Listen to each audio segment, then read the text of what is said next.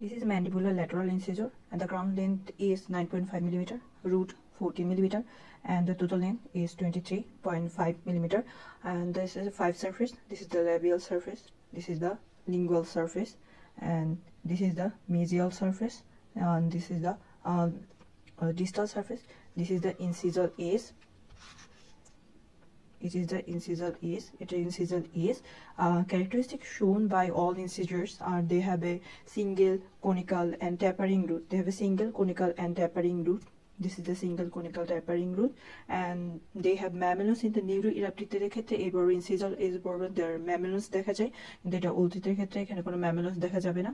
তারপর ক্রাউনের proximal aspect অর্থাৎ মেজিয়াল অথবা ডিস্টাল সাইড থেকে দেখা যায়, তাহলে সেটা হচ্ছে ট্রায়াঙ্গুলার ইন শেপ।